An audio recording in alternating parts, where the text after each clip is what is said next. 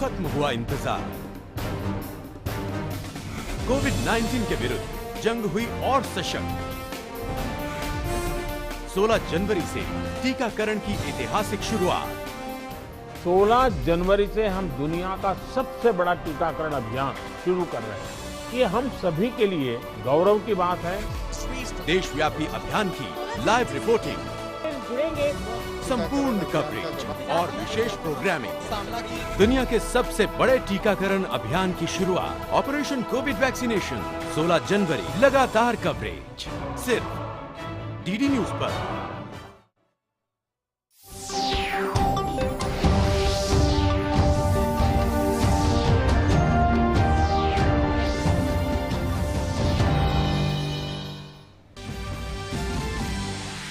प्रधानमंत्री नरेंद्र मोदी ने Ahmedabad metro rail परियोजना के दूसरे चरण और सूरत मेट्रो रेल परियोजना की रखी आधारशिला।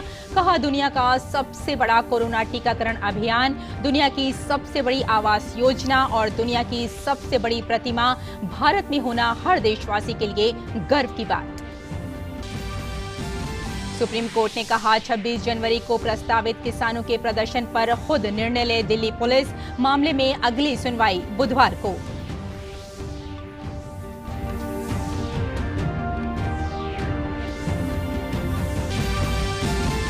राजधानी दिल्ली में आज से खुले 10वीं और 12वीं के छात्रों के लिए स्कूल। छात्रों ने कोविड सावधानियों के साथ कक्षाओं में उपस्थिति दर्ज की। बाकी कक्षाओं के छात्रों के लिए जारी रहेंगी ऑनलाइन क्लासेस। केंद्रीय सड़क परिवहन और राजमार्ग मंत्री नितिन गडकरी और रक्षा मंत्री राजनाथ सिंह ने किया राष्ट्रीय सड़क सुरक्षा माह का उद्घाटन। राष्ट्रीय सड़क सुरक्षा माह का मकसद लोगों में सड़क सुरक्षा के प्रति जागरूकता फैलाना।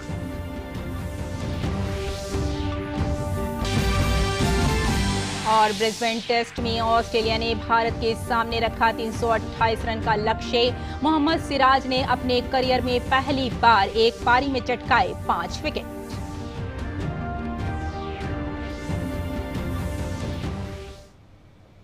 नमस्कार, हिंदी समाचारों में आपका स्वागत है। मैं हूं आपके साथ रेशमा फारूकी। आइए विस्तार से खबरों पर नजर डालते हैं। गुजरात के लिए आज का दिन काफी ऐतिहासिक रहा। प्रधानमंत्री नरेंद्र मोदी ने आज गुजरात को मेट्रो की सौगातें दी। प्रधानमंत्री ने वीडियो कॉन्फ्रेंसिंग के माध्यम से अहमदाबाद मेट्रो रेल परियोजना के दूसरे चरण और सूरत मेट्रो रेल परियोजना का भूमि पूजन किया। मेट्रो परियोजनाएं इन शहरों को पर्यावरण अनुकूल परिवहन प्रणाली उपलब्ध कराएंगी। भूमि पूजन के बाद अपने संबोधन में प्रधानमंत्री नरेंद्र मोदी ने कहा कि उत्तरायण की शुरुआत में आज अहमदाबाद और सूरत को बहुत ही अहम उपहार मिल रहा है। पीएम ने कहा कि देश के शहरों के ट्रांसपोर्ट को इंटीग्रेटेड सिस्टम के तौर पर विकसित किया जा रहा है ताकि वह एक दूसरे के पूरक बन सकें। आज हम शहरों के ट्रांसपोर्टेशन को एक इंटीग्रेटेड सिस्टम के तौर पर विकसित कर रहे हैं। यानी बस, मेट्रो, रेल सब अपने अपने हिसाब से नहीं दौड़े, बल्कि एक सामूहिक व्यवस्था के तौर पर काम करें, एक दूसरे को पूरक बने। यहां अहमदाबाद मेट्रो में ही जो नेशनल कॉमन मोबिलिटी कार्ड जब मैं वहां आया था, लॉन्च हुआ था, वो भविष्य में इस इंटीग्रेशन में और मदद करने जा रहा है। साथियों, हमारे शहरों की आज की क्या जरूरत है और आने वाले 10-12 सालों में क्या जरूरत होगी, इस विजन को लेकर हमने काम शुरू किया। पीएम ने कहा कि कोरोना काल में भी नए इंफ्रास्ट्रक्चर के निर्माण को लेकर प्रयास और बढ़ाए जा रहे हैं और देश के 2 बड़े व्यापारिक शहरों में मेट्रो कनेक्टिविटी को भी मजबूत किया जा रहा है। देश के 2 बड़े व्यापारिक केंद्रों अहमदाबाद और सूरत में मेट्रो इन शहरों में कनेक्टिविटी को और मजबूत करने का काम करेगी। बहर बहनों, आज 17,000 करोड़ रुपए से ज्यादा के इंफ्रास्ट्रक्चर का काम शुरू हो रहा है। कोरोना के इस काल में भी नए इंफ्रास्ट्रक्चर के निर्माण को लेकर देश के प्रयास लगातार बढ़ रहे हैं। अहमदाबाद और सूरत दोनों गुजरात की और भारत की आत्मनिर्भरता को सशक्त करने वाले शहर हैं। प्रधानमंत्री ने कहा कि आज देश आत्मविश्वास के साथ बड़ी परियोजनाओं पर फैसले लेकर उसे लागू करने का काम कर रहा है। आज भारत आत्मविश्वास के साथ फैसले ले रहा है, उन पर तेजी से अमल भी कर रहा है। आज भारत सिर्फ बड़ाई नहीं कर रहा है, आज भारत बेहतर भी कर रहा है। आज दुनिया की सबसे बड़ी प्रतिमा भारत में है। आज दुनिया के सबसे बड़ा अफोर्डेबल हाउसिंग प्रोग्राम भारत में चल रहा है। आज दुनिया का सबसे बड़ा हेल्थ केयर एश्योरेंस प्रोग्राम भी भारत में चल रहा है। कोरोना संक्रमण के विरुद्ध दुनिया का सबसे बड़ा टीकाकरण अभियान भी भारत में ही शुरू हुआ है। इस मौके पर पीएम मोदी ने कहा कि केंद्र सरकार की प्रगति नामक समीक्षा बैठक में हजारों करोड़ों रुपए की लंबित योजनाओं की समीक्षा की गई। नए भारत का लक्ष्य लोगों की आवश्यकताओं को समझते हुए, आकांक्षाओं को समझते हुए, तेज गति से काम करते हुए प्राप्त किया जा सकता है। इसी दिशा एक और प्रयास है जिसकी लोगों में उतनी चर्चा नहीं होती जितनी होनी चाहिए। ये प्रयास है केंद्रीय स्तर पर प्रगति नाम से बनाई गई व्यवस्था। देश की अलग अलग योजनाओं में इंफ्रास्ट्रक्चर के प्रोजेक्ट में तेजी लाने के में इस प्रगति प्लेटफॉर्म का, प्रगति कार्यक्रम का बहुत बड़ी भूमिका है। प्रगति की बैठकों में मैं कोशिश करता हूं कि सभी स्टेक होल्डर्स के साथ सीधा संवाद करके दशकों से अटके हुए प्रोजेक्ट का कोई हल निकल सके। बीते 5 साल में प्रगति की बैठकों में 13 लाख करोड़ रुपए से ज्यादा के प्रोजेक्ट्स की समीक्षा हो चुकी है। पीएम मोदी ने आत्मनिर्भर भारत के तहत एमएसएमई के लिए कई अहम कदम उठाए हैं, जिससे छोटे व्यापारियों का जीवन बेहतर हो सके। हमारे उद्योगों को और खासकर छोटे उद्योगों को, एमएसएमईज को एक आत्मविश्वास मिलता है कि वो दुनिया के बड़े बाजारों से कंपटीशन कर रहे हैं, तो उनके पास बड़े देशों जैसा इंफ्रास्ट्रक्चर भी है। आत्मनिर्भर भारत अभियान में इन छोटे उद्योगों के लिए और भी कई बड़े कदम उठाए गए हैं। सबसे बड़ा फैसला सरकार ने एमएसएमईज के परिभाषा को लेकर किया है। वहीं सरकारी खरीद में भी भारत के एमएसएमईज को ज्यादा से ज्यादा मौके मिले, इसका प्रबंध भी किया गया है। कोशिश ये है कि हमारे छोटे उद्योग खूब फले फूले। साथ ही उन्होंने कहा कि अहमदाबाद और गांधीनगर में विभिन्न विकास परियोजनाओं पर काम जारी है और इसे बुलेट ट्रेन के जरिए देश की आर्थिक राजधानी मुंबई से जोड़ा जा रहा है। ऐसे प्रोजेक्ट्स, इंफ्रा के अनेक आधुनिक प्रोजेक्ट्स, इसलिए गांधीनगर को जीवंत कर दिया है, एक प्रकार से स्वप्निल शहर बना दिया है। साथियों, गांधीनगर के साथ ही अहमदाबाद में ही ऐसी अनेकों परियोजनाएं हैं जो आज शहर की पहचान बन चुकी है। साबरमती रिवर फ्रंट हो, कांकरिया लेक फ्रंट हो, अब अहमदाबाद के पास धौलेरा में नया एयरपोर्ट भी बनने वाला है। इस एयरपोर्ट को अहमदाबाद से कनेक्ट करने के लिए अहमदाबाद धौलेरा मोनोरेल को भी हाल में स्वीकृति दी जा चुकी है। इसी तरह अहमदाबाद और सूरत को देश की आर्थिक राजधानी मुंबई से जोड़ने वाली बुलेट ट्रेन पर भी काम प्रगति पर है। प्रधानमंत्री ने कहा कि सूरत दुनिया का सबसे तेज गति से विकसित होता शहर और इसमें देश के कोने कोने से आए भारतीयों को भी योगदान है। आज हम देखते हैं कि सूरत एक भारत श्रेष्ठ भारत का कितना बेहतर उदाहरण है। यहां में पूर्वांचल, ओडिशा, झारखंड, पश्चिम बंगाल, नॉर्थ ईस्ट, देश के कोने कोने से अपना भाग्य चमकाने के लिए आए हुए लोग, हमारे उद्यमी लोग, शिस्त और समर्पण के साथ लगे हुए लोग, एक प्रकार से जीता जागता सपनों से भरा हुआ लघु भारत सूरत की धरती पे पनपा है। ये सभी साथी मिलकर सूरत के विकास को नई बुलंदी देने के लिए काम कर रहे हैं।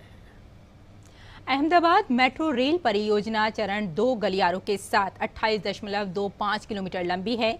कॉरिडोर 1 22.8 किलोमीटर लंबा है और इसकी दूरी मोटेरा स्टेडियम से महात्मा मंदिर तक है। कॉरिडोर 2 5.4 किलोमीटर लंबा है और इसकी दूरी GNLU से GIFT सिटी तक है। चरण 2 परियोजना की कुल लागत 5,384 करोड़ रुपए है। वहीं सूरत मेट्रो रेल परियोजना 40.35 किलोमीटर लंबी है और इसमें 2 गलियारे शामिल हैं। कॉरिडोर 101 21.61 किलोमीटर लंबा है और इसकी दूरी सरथाना से ड्रीम सिटी तक है। कॉरिडोर 2 18.74 किलोमीटर लंबा है और ये भीसन से सरौली तक है।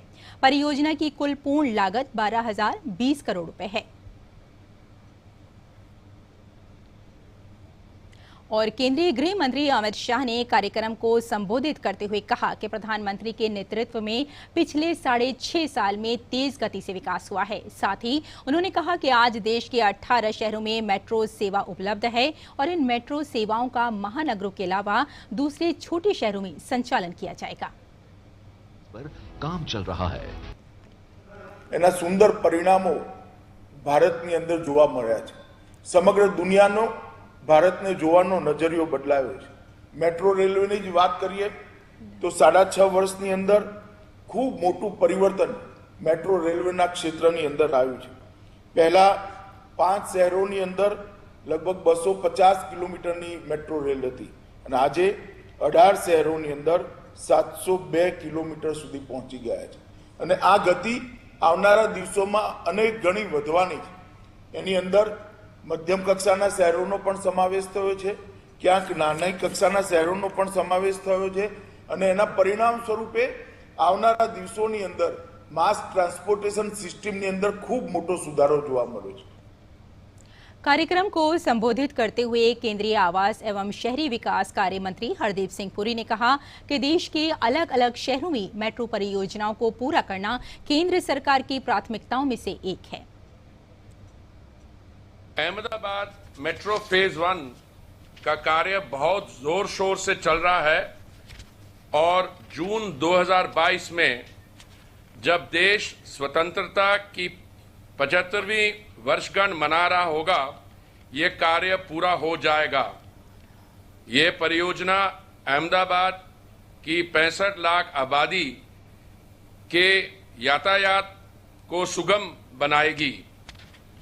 मेट्रो रेल परियोजनाओं का इम्प्लीमेंटेशन केंद्र सरकार की सर्वोच्च प्राथमिकताओं में एक है तथा आवासन और शहरी कार्यालय मंत्रालय इन परियोजनाओं को पूरा करने के लिए प्रतिबद्ध है। आइए अगली खबर पर नजर डालते हैं। ब्रिटेन ने प्रधानमंत्री नरेंद्र मोदी को जून में प्रस्तावित G7 सम्मेलन में भाग लेने के लिए आमंत्रित किया है। भारत के अलावा ऑस्ट्रेलिया और दक्षिण कोरिया को भी सम्मेलन में भाग लेने के लिए आमंत्रित किया गया है। ब्रिटिश उच्चायोग ने एक बयान में कहा कि ब्रिटेन के प्रधानमंत्री बोरिस जॉनसन G7 शिखर बैठक से पहले भारत की यात्रा पर आ सकते हैं। इससे पहले बोरिस जॉनसन ने ब्रिटेन में कोरोना वायरस की स्थिति के कारण भारत की यात्रा रद्द कर दी थी। G7 में Britain, Canada, France, Germany, Italy, Japan, America और यूरोपीय संघ शामिल है और ये एकमात्र ऐसा मंच है जहां विश्व के सबसे अधिक प्रभावशाली, विकसित और महत्वपूर्ण देश एकत्रित होते हैं और विभिन्न विषयों पर गंभीर चर्चा करते हैं। ब्रिटेन के प्रधानमंत्री जॉनसन इस अवसर का उपयोग प्रधानमंत्री नरेंद्र मोदी सहित अन्य नेताओं से कोरोना वायरस के बाद स्थिति को बेहतर करने और भविष्य को अधिक समृद्ध बनाने के बारे में विचार विमर्श के लिए करेंगे। ब्रिटेन के कॉर्नवॉल में 11 जून से 13 जून के बीच G7 सम्मेलन आयोजित किया जाएगा। केंद्रीय सड़क परिवहन एवं राजमार्ग मंत्री नितिन गडकरी ने आज सड़क सुरक्षा माह का शुभारंभ किया। अपने संबोधन में उन्होंने कहा कि देश के पिछड़े इलाकों में ड्राइविंग स्कूल खोलने पर पहल करने से जहां एक ओर दुर्घटनाओं में कमी आएगी, वहीं देश में करीब 22 लाख लोगों को रोजगार भी मिलेगा। गौरतलब है कि सड़क परिवहन एवं राजमार्ग मंत्रालय ने देश भर में सड़क हादसों में कमी लाने के लिए 18 जनवरी से 17 फरवरी तक लोगों को यातायात नियमों के प्रति जागरूक करने की योजना बनाई है। मरने वाले कम से कम 100 लोगों की जान हमने बचाने का काम डॉक्टर विकास महात्मे जी ने किया और कम से कम 50% एक्सीडेंट्स भी कम हो गए। हमारे देश में 22 लाख ड्राइवरों की कमी है और हमारे यहाँ विशेष रूप से ट्राइबल बैकवर्ड एरिया में रोजगार का भी समस्या है। ये ड्राइविंग स्कूल खोलने की हमारी इच्छा है और इससे कम से कम 22 लाख लोगों को तो रोजगार भी मिलेगा और अगर इनको अच्छा ट्रेन करेंगे तो निश्चित रूप से लोगों की जान भी बचेगी। और रक्षा मंत्री राजनाथ सिंह ने कहा कि सड़क दुर्घटना होने से व्यक्ति या परिवार को ही नुकसान नहीं होता, देश की अर्थव्यवस्था में भी नुकसान होता है। साथ ही उन्होंने कहा कि सबसे ज्यादा सड़क दुर्घटना में युवाओं की मृत्यु होती है, जो देश के लिए बहुमूल्य हैं। अटल टनल की प्रशंसा करते हुए रक्षा मंत्री ने कहा कि BRO बहुत अच्छा काम कर रहा है। अटल टनल इसका उदाहरण है। सामरिक दृष्टि से भी ये टनल बहुत महत्वपूर्ण है। ज्यादातर दुर्घटनाएं 18 से 45 वर्ष की आयु के लोगों की ही हुई हैं, जबकि वो हमारे देश के कितने बड़े एसेट हैं, कितने इंपॉर्टेंट एसेट है हमारा ये यूथ। बॉर्डर रोड ऑर्गेनाइजेशन भी बहुत ही अच्छा काम कर रहा है। राज्य सम्मानित किया गया है, जो अटल टनल हमारा रोहतांग का है, उसका बहुत ही महत्व है। वहाँ के रहने वाले लोगों की दृष्टि से तो उसका जो महत्व है सो है। स्ट्रेटेजिक इंपॉर्टेंस उस टनल का बहुत ही लगन के साथ बॉर्डर रोड ऑर्गेनाइजेशन और उसके सारे इंजीनियर्स और सारे लोगों ने बनाई है। उसकी जितनी भी प्रशंसा की जाए कम है। और कृषि कानूनों को लेकर दिल्ली में बैठे प्रदर्शनकारियों के ट्रैक्टर मार्च को लेकर सुप्रीम कोर्ट में सुनवाई टल गई है। अब मामले की अगली सुनवाई 20 जनवरी को होगी। ट्रैक्टर मार्च को लेकर दिल्ली पुलिस ने कोर्ट में याचिका दाखिल कर इसे रोकने की मांग की थी। सुनवाई के दौरान सुप्रीम कोर्ट ने कहा कि दिल्ली में प्रवेश का सवाल कानून व्यवस्था के विषय है और दिल्ली में कौन आएगा या कौन नहीं, इसे दिल्ली पुलिस को तय करना है। सुप्रीम कोर्ट ने कहा कि प्रशासन को क्या करना है और क्या नहीं करना है, ये कोर्ट नहीं तय करेगा। सुनवाई के दौरान अटॉर्नी जनरल के वेणुगोपाल ने कहा कि किसानों की ट्रैक्टर रैली अवैध होगी और दौरान दिल्ली में 5000 लोगों के प्रवेश की संभावना है।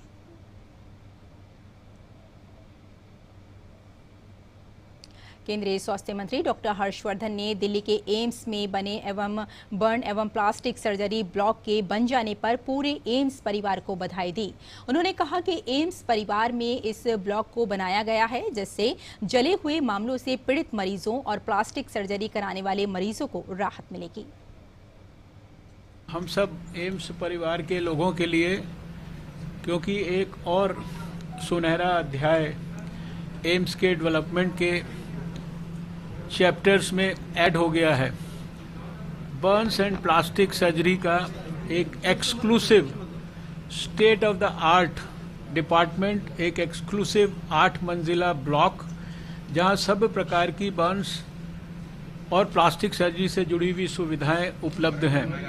हम सब जानते हैं कि देश में हर साल 70 लाख से ज़्यादा हमारे भारत में लोग बर्न्स के शिकार होते हैं। और बुलेटिन में यहाँ लेते हैं एक छोटा सा ब्रेक, जल्द हाजिर होते हैं। आप देखते रहिए DD news.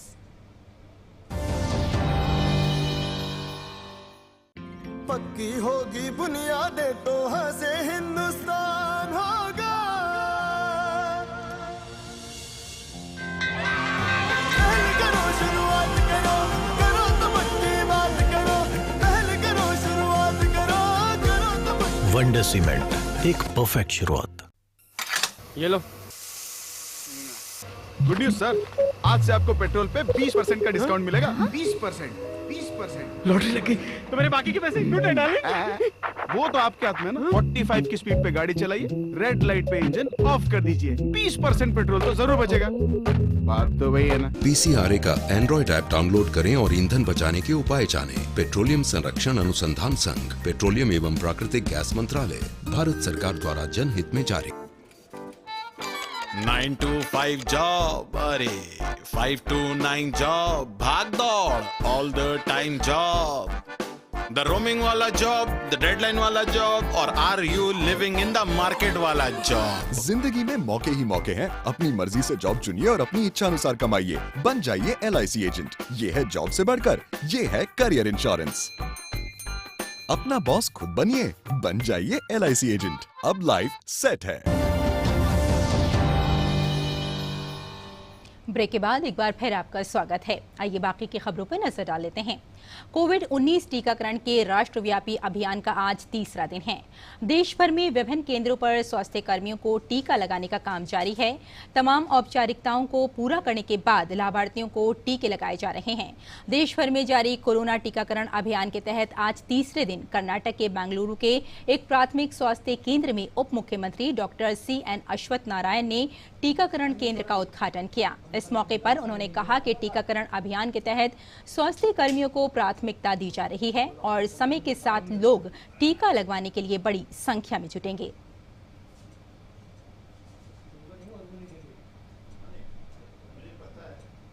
We are providing vaccine for the frontline workers. It was a duty of the government to protect the frontline workers, immunize them, vaccinate them, to ensure they don't contact the disease. They need to be safe, secure, because their services are very precious, very much needful. So keeping that in mind, we are offering, this is not mandatory. So since it is not mandatory, it is their choice whether to take it or leave it. Probably over the time, it will pick up. इसके अलावा ओडिशा में भी कल टीकाकरण अभियान में विराम के बाद आज फिर से टीकाकरण का काम चल रहा है। राजधानी भुवनेश्वर के कैपिटल हॉस्पिटल में फिर से टीकाकरण के नियमों के तहत लोगों को टीका लगाया जा रहा है। अस्पताल प्रशासन ने कहा कि टीकाकरण के तहत स्वास्थ्य कर्मियों को टीका लगाया गया है। The same arrangement is being made also here today. As you know, in the last event we had injected about 156 people, and now we are ready to give injection, immunize even if 200 to 300 people also today. Necessary arrangement is being made, more staffs are deployed, and till now about 20 to 30 have also taken injection. So everything will go as per protocol, as per government guidelines. There is no negligence, nothing, and we are all ready to tackle about 200 to 300 injections today. स्वास्थ्य मंत्रालय के मुताबिक रविवार को टीकाकरण के दूसरे दिन कुल 6 राज्यों में 553 सत्र आयोजित किए गए, जिसमें 17,072 लाभार्थियों को टीका लगाया गया। स्वास्थ्य मंत्रालय का कहना है कि ज्यादातर जगहों पर टीकाकरण पूरी तरह से सुचारू रूप से चला। दोनों दिन कुल मिलाकर अब तक करीब 2.25 लाख लोगों को टीका लगा है।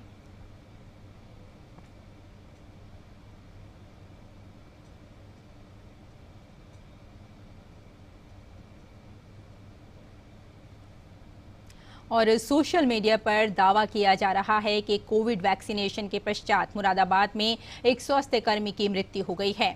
उत्तर प्रदेश सरकार ने बताया कि यह खबर पूर्णतः निराधार है। मुरादाबाद मुख्य चिकित्सा अधिकारी ने बताया कि स्वास्थ्य कर्मी की मृत्यु दिल का दौरा पड़ने से हुई है। दिल्ली में 10वीं और 12वीं कक्षा के छात्रों के लिए स्कूल आज से खुल गए हैं। कोविड-19 महामारी के कारण सभी स्कूल पिछले साल मार्च से ही बंद कर दिए गए थे। दिल्ली सरकार ने कहा कि केंद्रीय माध्यमिक शिक्षा बोर्ड CBSE की परीक्षाओं की तारीख घोषित कर दिए जाने की वजह से स्कूलों को खोलने की अनुमति दी गई है। छात्रों पर स्कूल आने का दबाव नहीं होगा। वे चाहें तो अपने अभिभावकों की रजामंदी से स्कूल आ सकते हैं। कक्षाओं में कोविड से बचाव के लिए मास्क पहनना, हाथों को साफ रखना और 2 गज की दूरी जैसे कोविड से बचाव के सभी नियमों का सख्ती से पालन किया जा रहा है। कंटेनमेंट जोन में आने वाले स्कूल नहीं खुलेंगे। एक तरफ जहां देश गणतंत्र दिवस की तैयारियों में जुटा है, वहीं दूसरी ओर एनसीसी कैडेट स्वच्छता अभियान में अपनी अहम भूमिका निभा रहे हैं। आज रक्षा सचिव डॉक्टर अजय कुमार ने इंडिया गेट पर एनसीसी के स्वच्छता पखवाड़े की विधिवत शुरुआत की। पेश है हमारे संवाददाता गिरीश निशाना की ये रिपोर्ट। रक्षा सचिव डॉक्टर अजय कुमार ने सोमवार को नई दिल्ली में इंडिया गेट पर एनसीसी द्वारा चलाए जा रहे स्वच्छता पखवाड़े की विधिवत शुरुआत की। इस मौके पर एनसीसी महानिदेशक लेफ्टिनेंट जनरल तरुण कुमार आइच भी मौजूद थे। ये कैडेट स्वच्छ भारत अभियान के तहत 31 जनवरी तक राजपथ सी हेक्सागन मार्ग, इंडिया गेट और कनॉट प्लेस के आसपास के इलाकों को स्वच्छ बनाने में अपनी अहम भूमिका निभाएंगे। इस बार एनसीसी ने एक नया अभियान शुरू किया है। वो गणतंत्र दिवस के अवसर पर इंडिया गेट हेक्सागन और उसके आसपास राजपथ की सफाई रखने का इस कार्य में दिल्ली एनसीसी डायरेक्टरेट के लगभग 400 एनसीसी कैडेट्स पार्टिसिपेट कर रहे हैं। वो 11 टीमों में बंधे रहेंगे और आने वाले 2 हफ्तों में इस परिसर को साफ रखेंगे। गणतंत्र दिवस के मौके पर दिल्ली निदेशालय के करीब 400 से ज्यादा कैडेट नई दिल्ली के इन इलाकों में न केवल स्वच्छता पर जोर देंगे, बल्कि ये कैडेट नुक्कड़ और नाटकों के जरिए भी यहाँ के लोगों में स्वच्छता को लेकर जन जागृति फैलाएंगे। ये हमारे देश का हाल। अरे वो स्वच्छ भारत अभियान, अंकल आपके साथ एक फोटो खिंचवा लूं? हाँ बेटा। एनसीसी कैडेट तैयार हैं स्वच्छ भारत अभियान में हिस्सा लेने के लिए। गणतंत्र दिवस के आसपास दिल्ली निदेशालय के एनसीसी कैडेट स्वच्छ भारत अभियान में अपनी अहम भूमिका निभाते नजर आएंगे। इंडिया गेट के आसपास का इलाका पूरी तरह स्वच्छ बनाने के लिए ये कैडेट पूरी तरह से तैयार दिखाई दे रहे हैं। कैमरामैन एमजी सुरेंद्र के साथ गिरीश निशाना, डीडी न्यूज, दिल्ली। 13 दिवसीय Zanskar winter sports and youth festival की आज से लद्दाख में खेलो इंडिया के तहत शुरुआत हुई। केंद्रीय खेल और युवा मामलों के मंत्री किरेन रिजिजू गुरुवार को ज़ंस्कार शीतकालीन उत्सव का उद्घाटन करेंगे। आयोजन से राज्य में पर्यटन को बढ़ावा मिलने की उम्मीद है।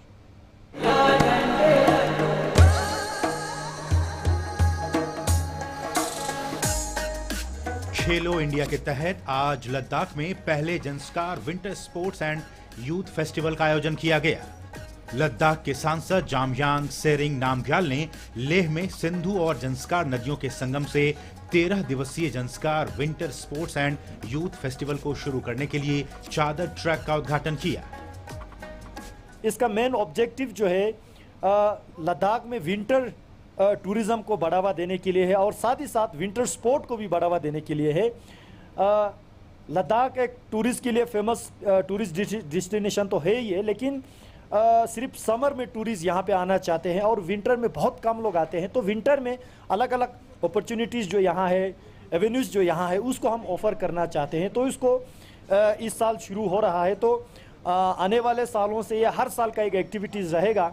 तो इसमें बहुत सारे टूर्नामेंट्स रहेंगे, बहुत सारे एक्टिविटीज़ रहेंगे। तो एक राउंड द ईयर 12 महीना लद्दाख में टूरिज्म कैसे चला सकते हैं, इस टूरिज्म इंडस्ट्री को, और साथ ही साथ यहीं के लद्दाख के युवाओं को जो खेल में रुचि रखते हैं, ऐसे लोगों को विंटर स्पोर्ट्स में हम दुनिया में आगे ले जाना चाहते हैं। केंद्रीय खेल और युवा मामलों के मंत्री किरेन रिजिजू गुरुवार को ज़ंस्कार शीतकालीन उत्सव का उद्घाटन करेंगे। इस आयोजन से न केवल ज़ंस्कार के खूबसूरत परिवेश में पर्यटन को बढ़ावा मिलेगा, बल्कि हिम खेलों को भी एक नई पहचान मिलेगी। वहीं अगले 13 दिनों के लिए ज़ंस्कार के सुरम्य दूरस्थ क्षेत्रों में साहसिक और खेल गतिविधियों की श्रृंखला निर्धारित है। लेह से रमेश चंद्र की रिपोर्ट, डीडी न्यूज। तो इस बुलेटिन में फिलहाल इतना ही, इजाजत दें, नमस्कार।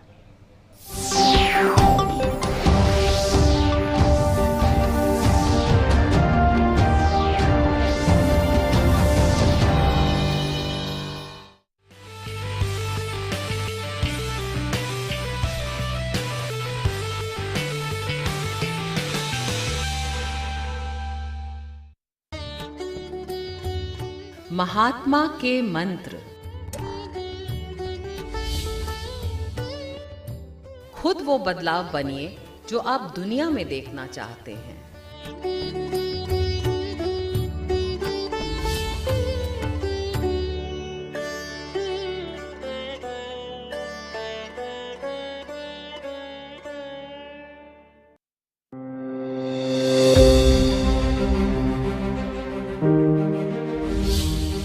हिंदुस्तान एक ऐसा मुल्क है, अनेक प्रकार के लोग रहते हैं, बहुत से अलग अलग मजहब है, अलग अलग जाति है और अलग अलग हमारा पोशाक है, अलग अलग हमारी जबान है। ऐसा कोई मुल्क दुनिया में नहीं है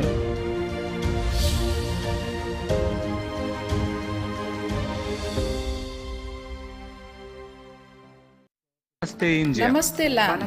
मरहबन इलल हिंद। जरी इंडिया। सलाम इंडिया। नमस्ते इंडिया। नमस्कार Bharat.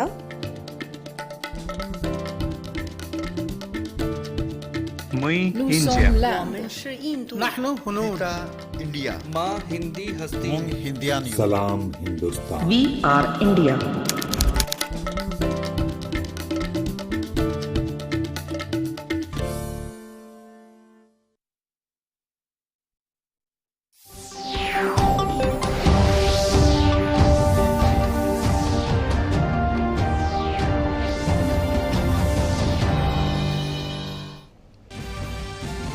Prime Minister Narendra Modi lays the foundation stone of the Ahmedabad Metro Rail Project Phase 2 and Surat Metro Rail Project via video conferencing and says that the metro network is a testimony to our different work culture.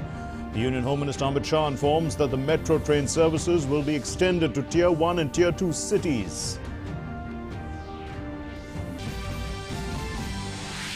Supreme Court adjourns the hearing of the Delhi Police's petition to stop the proposed tractor rally on the 26th of January for Wednesday. It's also observing that it is for the police to decide who should be allowed in the city and the police shouldn't seek the court's intervention. The schools for class 10th and 12th students have opened in the national capital. Students attend classes with COVID protocols in place. Online classes to continue for students of the remaining classes. Union Road Transport and Highways Minister Nitin Gadkari and the Defence Minister Rajnath Singh inaugurate the National Road Safety Month. The government is committed to bringing down the road accidents and deaths due to it by 50% before 2025 with the help of people's participation. And at stumps on the fourth day of the fourth and final cricket test at Brisbane, India need 324 more runs to win versus Australia, 4 without loss at the end of day 4.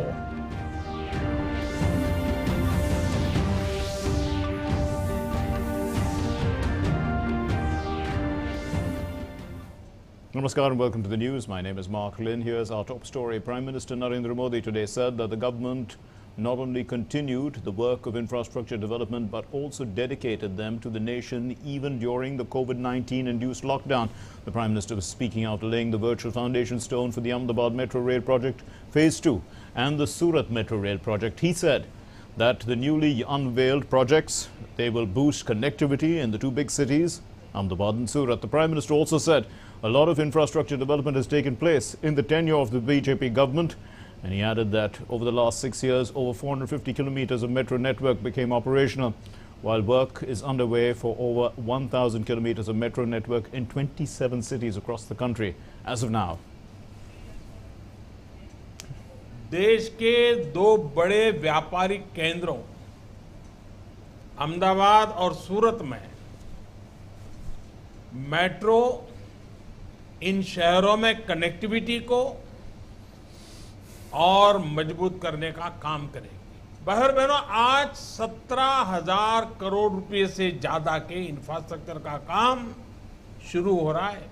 Corona के इस काल में भी नए infrastructure के निर्माण को लेकर देश के प्रयास लगातार बढ़ रहे हैं। अहमदाबाद और सूरत दोनों गुजरात की और भारत की आत्मनिर्भरता को सशक्त करने वाले शहर हैं। Prime Minister Narendra Modi also said that the government's focus is on developing cities' transport system like an integrated system. He added that this means that bus, metro, rail, as well as the bus, metro and rail, they will all be working together as a collective system, complementing one another. आज हम शहरों के transportation को एक integrated system के तौर पर विकसित कर रहे हैं, यानी बस, मेट्रो, रेल सब अपने अपने हिसाब से नहीं दौड़े, बल्कि एक सामूहिक व्यवस्था के तौर पर काम करें, एक दूसरे को पूरक बने। यहां अहमदाबाद मेट्रो में ही जो नेशनल कॉमन मोबिलिटी कार्ड जब मैं वहां आया था, लॉन्च हुआ था, वो भविष्य में इस इंटीग्रेशन में और मदद करने जा रहा है। साथियों, हमारे शहरों की आज की क्या जरूरत है और आने वाले 10-12 सालों में क्या जरूरत होगी, इस विजन को लेकर हमने काम शुरू किया। He added that Surat is the fourth most fast developing city in the world, and he also said that it's a great example of Ek Bharat, Shresth Bharat. आज हम देखते हैं कि सूरत एक भारत श्रेष्ठ भारत का कितना बेहतर उदाहरण है। यहां में पूर्वांचल, ओडिशा, झारखंड, पश्चिम बंगाल, नॉर्थ ईस्ट, देश के कोने कोने से अपना भाग्य चमकाने के लिए आए हुए लोग, हमारे उद्यमी लोग, शिस्त और समर्पण के साथ लगे हुए लोग, एक प्रकार से जीता जागता सपनों से भरा हुआ लघु भारत सूरत की धरती पे पनपा है। ये सभी साथी मिलकर सूरत के विकास को नई बुलंदी देने के लिए काम कर रहे हैं।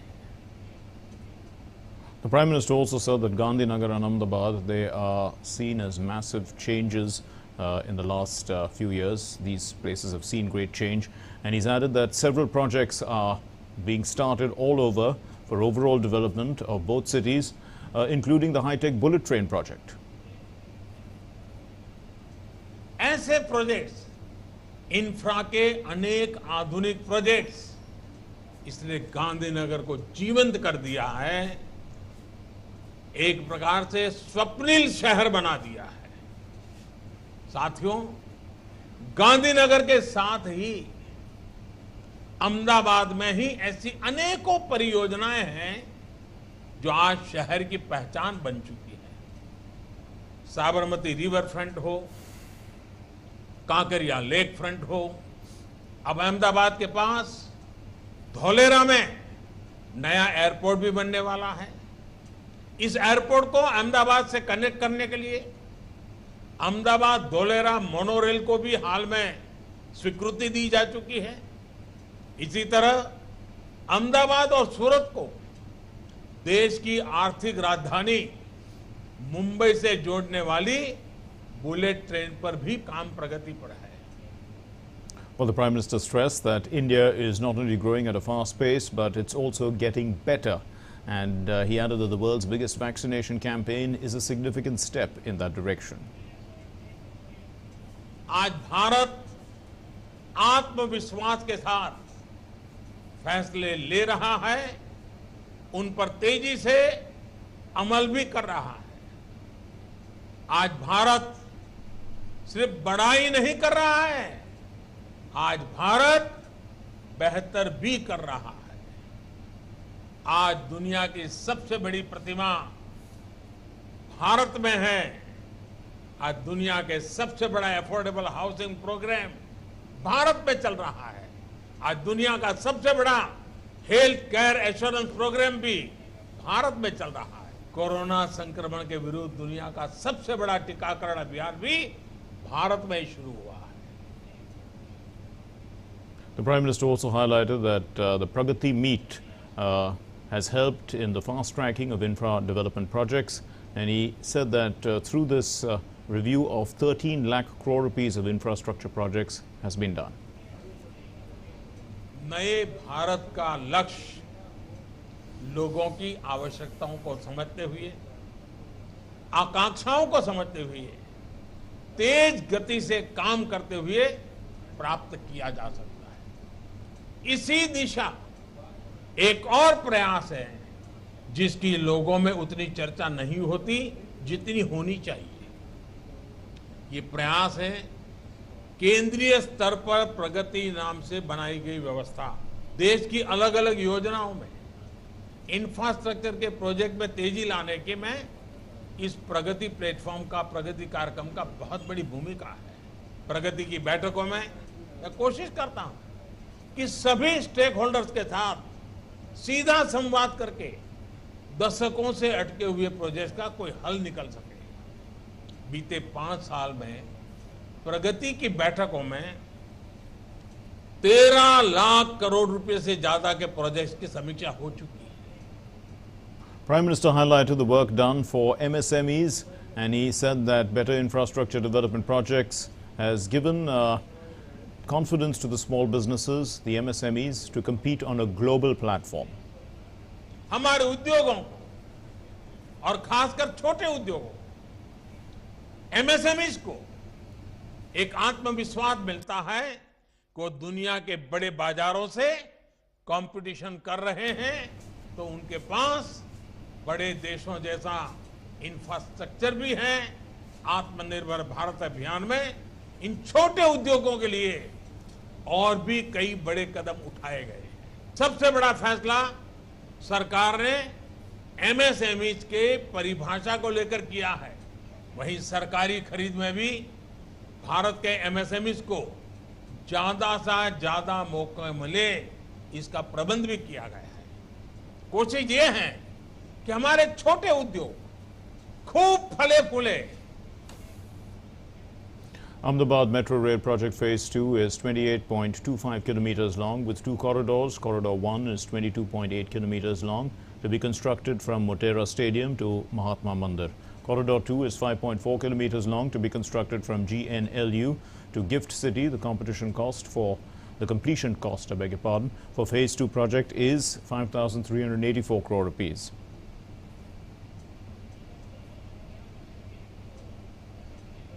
And the Surat Metro Rail project is 40.35 kilometers long, and it comprises 2 corridors. Corridor 1 is 21.61 kilometers long. It's constructed from Sarthana to Dream City. Corridor 2 is 18.74 kilometers long, constructed from Besan to Saroli. Also, completion cost of this project is 12,020 crore rupees.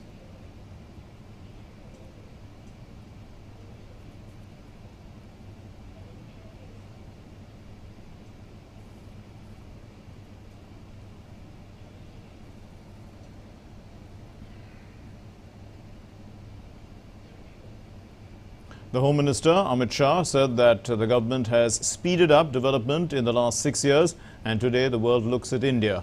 The Union Home Minister also added that the metro train services will be extended to Tier 1 and Tier 2 cities as well. 6.5 વર્ષની અંદર જ એના સુંદર પરિણામો ભારતની અંદર જોવા મળ્યા છે। સમગ્ર દુનિયાનો ભારતને જોવાનો નજરિયો બદલાયો છે। મેટ્રો રેલવેની જ વાત કરીએ તો 6.5 વર્ષની અંદર खूब मोटू परिवर्तन मेट्रो रेलवेना क्षेत्रनी अंदर आव्युं छे। पहला 5 शहरोनी अंदर लगभग 250 किलोमीटरनी मेट्रो रेल हती अने आजे 18 शहरोनी अंदर 702 किलोमीटर सुधी पहोंची गया छे अने आ गति आवनारा दिवसोमां अनेक गणी वधवानी छे। एनी अंदर मध्यम कक्षाना शहरोनो पण समावेश थयो छे, क्यांक नानी कक्षाना शहरोनो पण समावेश थयो छे अने एना परिणाम स्वरूपे आवनारा दिवसोनी अंदर मास ट्रांसपोर्टेशन सिस्टमनी अंदर खूब मोटो सुधारो जोवा मळ्यो छे। The Union Minister for Housing and Urban Affairs said that the unveiling of the Ahmedabad Metro Rail Phase 2 project would make commuting much more convenient for 65 lakh population of Ahmedabad, and he added that expansion of the metro rail is among the centre's top priorities. Ahmedabad Metro Phase 1 का कार्य बहुत जोर शोर से चल रहा है और जून 2022 में जब देश स्वतंत्रता की 75वीं वर्षगांठ मना रहा होगा, ये कार्य पूरा हो जाएगा। ये परियोजना अहमदाबाद की 65 लाख आबादी के यातायात को सुगम बनाएगी। मेट्रो रेल परियोजनाओं का इम्प्लीमेंटेशन केंद्र सरकार की सर्वोच्च प्राथमिकताओं में एक है तथा आवासन और शहरी कार्यालय मंत्रालय इन परियोजनाओं को पूरा करने के लिए प्रतिबद्ध है। Hearing Delhi Police's request to stop the farmers from taking out a tractor rally on Republic Day, the Supreme Court today observed that it is for the police to decide who should be allowed in the city and the police shouldn't seek the court's intervention. The next hearing's on Wednesday. The Delhi Police in a petition had mentioned that Republic Day is an occasion of pride for everyone and thus any effort to hamper it must be stopped. Meanwhile, ahead of the next round of talks for the farmers tomorrow, the Union Minister for Agriculture, Narendra Singh Tomar, he said that most of the farmers and agricultural experts are in favor of the laws, and he added that after the Supreme Court's order staying the implementation of these laws, the laws cannot be implemented, and he also expressed hope that the farmers' representatives will discuss the laws clause by clause in the next meeting tomorrow and apprise the government of their demands, other than, of course, the repeal of the 3 laws. हमने लगातार किसान union के साथ आग्रह किया है कि वे कानून के क्लॉज पर चर्चा करें और जहां किसान को आपत्ति है या किसान को तकलीफ दिखाई देती है वो बताएं तो सरकार उस पर विचार करने के लिए भी और संशोधन करने के लिए भी तैयार है। हमारी अपेक्षा है कि किसान 19 तारीख को क्लॉज बाय क्लॉज चर्चा करें, वो रिपील के अलावा क्या विकल्प चाहते हैं वो विकल्प सरकार के सामने प्रस्तुत करें तो सरकार जरूर पूरी गंभीरता के साथ उनकी समस्या पर, उनकी आपत्ति पर विचार करने को खुले मन से तैयार है। Road Transport and Highways Minister Nitin Gadkari inaugurated the Road Safety Month today, and the commemoration of this month marks the Road Transport and Highways Ministry's commitment to making roads safer for all road users. During his address, Nitin Gadkari stressed on opening up of driving schools in backward areas. He said such initiatives will not only reduce road accidents, they'll provide employment in these areas. मरने वाले कम से कम 100 लोगों की जान हमने बचाने का काम डॉक्टर विकास महात्मे जी ने किया और कम से कम 50% एक्सीडेंट्स भी कम हो गए। हमारे देश में 22 लाख ड्राइवरों की कमी है और हमारे यहाँ विशेष रूप से ट्राइबल बैकवर्ड एरिया में रोजगार का भी समस्या